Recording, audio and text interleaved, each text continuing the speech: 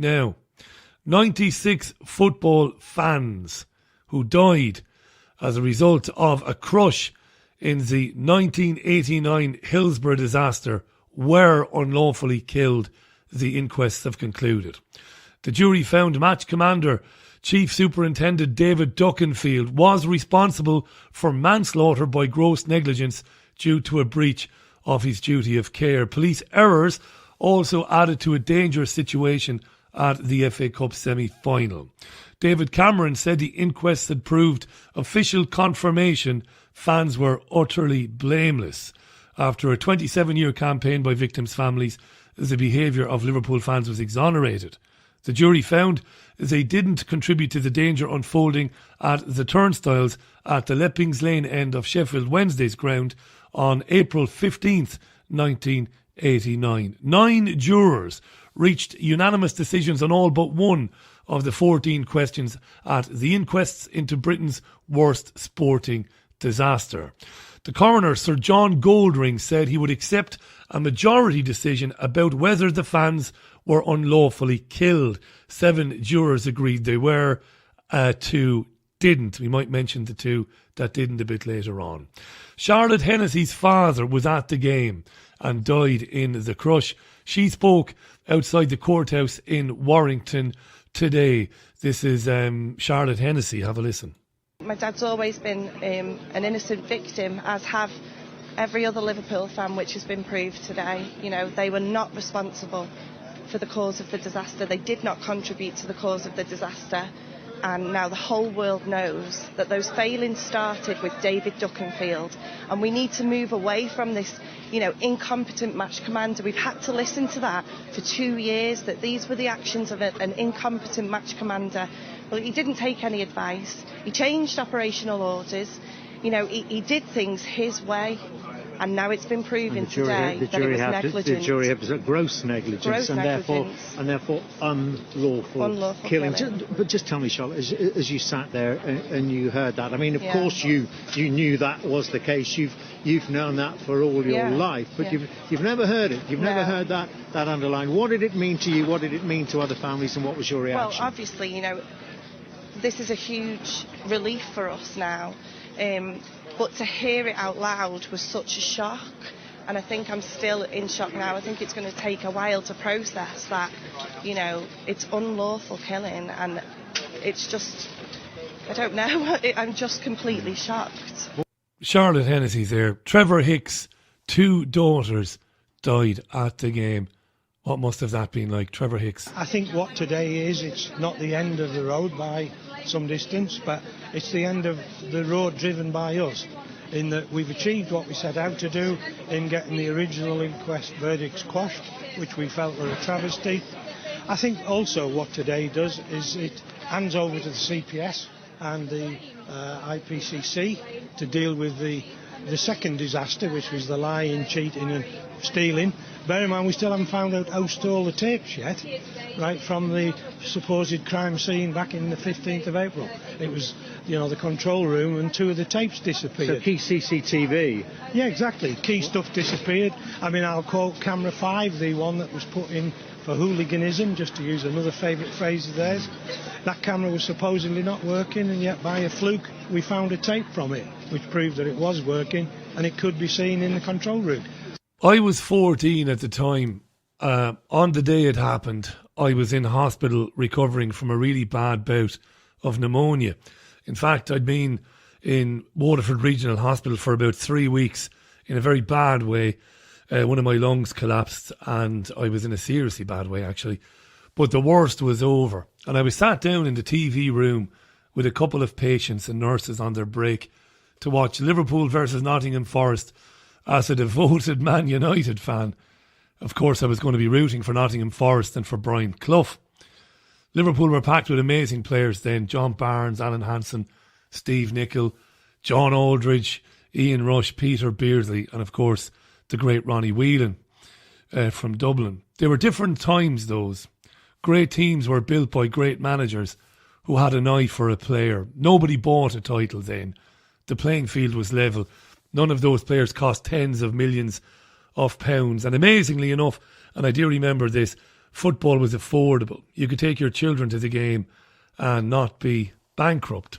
And I watched this unfold, aged 14, and like everybody else, I was sickened by what I saw. We've never seen anything like it again. And what I mean by that is, since the coverage of it, the undiluted coverage of it, the horrible images, they were uncensored. You could see that the fans trapped on that terrace were in serious trouble. It was horrific. And I do remember it as if it was yesterday. 96 fans died, the youngest of them only children. And, you know, today they're using terms like miscarriage of justice and gross negligence. And I was listening to this today as I was preparing this programme and thinking to myself, those words don't come anywhere near covering what was to happen to the families of those innocent supporters. Because the cover-up began in the police control room and it went to the highest levels of the British government and the media. I'll talk about that in the next couple of minutes. Decisions were made immediately to blame the fans for it, to call the fans hooligans, to call them thugs, to say that they turned up without tickets and forced their way onto the terrace. And that behaviour led to the catastrophic loss of life. Imagine it was your son or your daughter. And the UEFA president at the time, UEFA being the European Football Authority, a guy called Jacques Georges, basically described the Liverpool supporters as beasts. All the time this was going on, the funerals were actually taking place. I remember this vividly. You know, for a lot of my life, I've been a diehard soccer fan, football fan. I know it's bred in circuses, but I've always loved it and seen it as a great escape and a great release. And I remember this vividly. This sort of stuff was going on while the funerals are going on. In the Taylor report, Lord Justice Taylor criticised the South Yorkshire Police by describing senior officers in command as defensive and evasive witnesses who refused to accept any responsibility for error.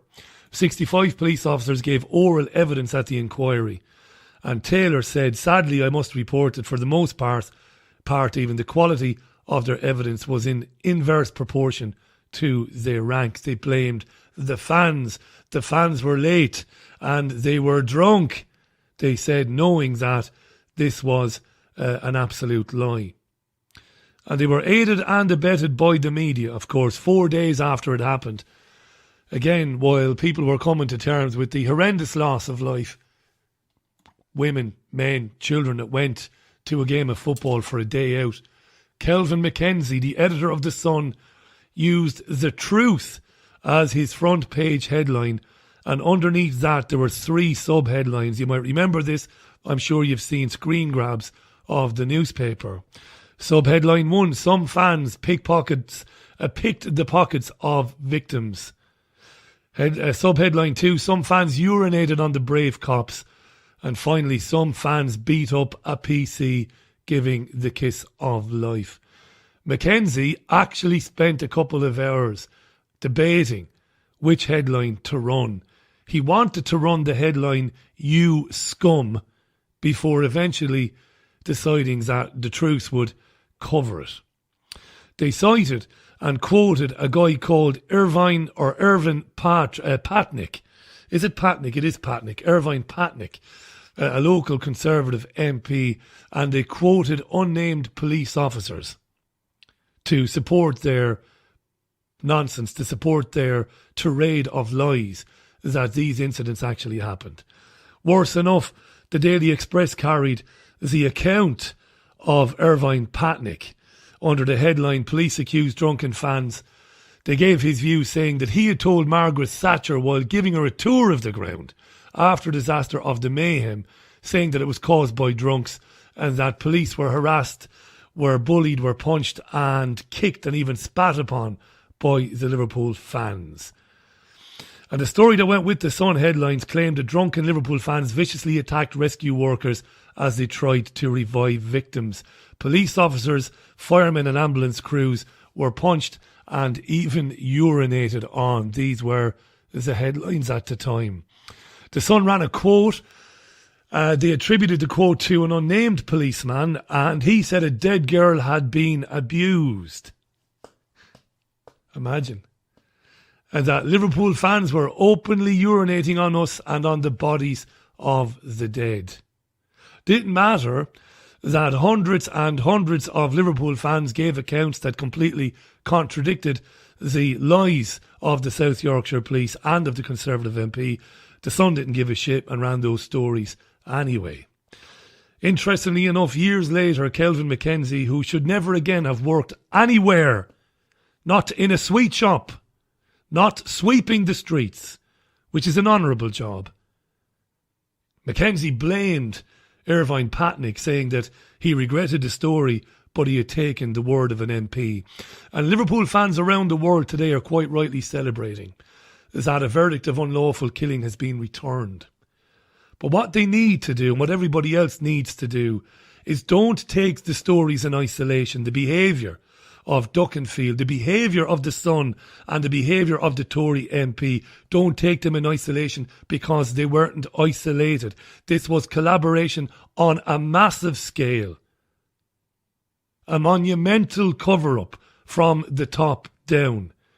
Years later, at the international phone hacking scandal hearings in front of the House Select Committee, James Murdoch would apologise for it, but again blame the information that the Sun was given by Irvine Patnick and by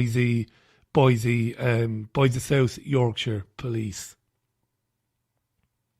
I had no reason to believe that these authority figures would lie, said James Murdoch, and apologised profusely to the City of Liverpool, an apology which of course fell on deaf ears.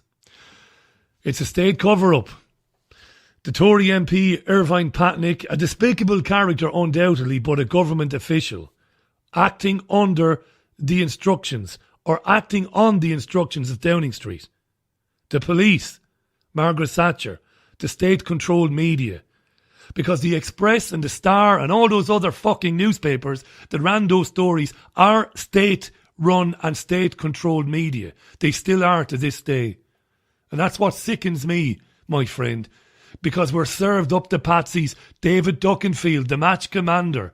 And you know, listen to Margaret Aspinall there today. I wanted to dive through the television screen and give her a big hug and a big kiss for her courage.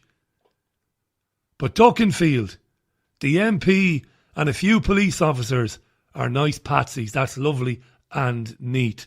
The deep state ordered the cover-up of what happened, and for years they got away with it. They're still covering it up today. They pounced on that incident when it happened, and it was a terrible tragedy. As ridiculous and as useless and as incompetent as the South Yorkshire Police and Duckenfield were, it wasn't deliberate. I believe they should go to prison for it, but it wasn't deliberate. However, the deep state seized upon that. They don't like people assembling in big groups. They don't like football fans, most of whom are socialists and trade unionists by birth. That's another strand, another string to this, which I could go into now, but I don't have time. The deep state ordered the cover-up of what happened. For years they got away with it. For years. It's a wonderful, wonderful day for the families, no doubt, and I applaud them. They're an example of what I and others, people like David Icke, has been writing for years, and what I say night in, night out. When people stand up to tyranny and won't go away and put their egos aside and work together for the common good, they can move mountains.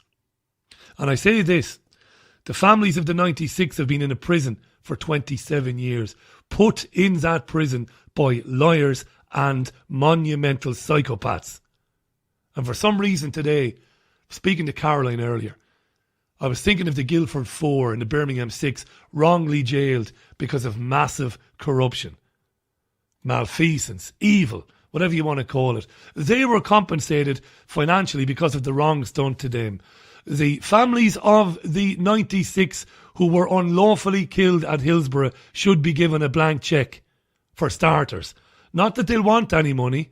I doubt it's been about money for any of them. In fact, I know it hasn't been. It's always been about clearing the names of their loved ones who went off one Saturday in April 1989 to have a good day out. Watch a game of football and come home on the train. And they never did. Because of what's happened to them, the families of those men, women and children should never pay taxes in this country again. That's the very least that the United Kingdom could do for these people. It's 22 minutes past the hour. I'll be back in a minute with our first guest. When you walk through a storm, hold your head up high and don't be afraid of the dark.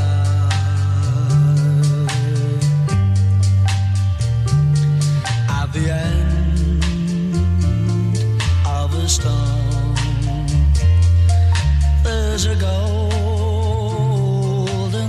sky and the sweet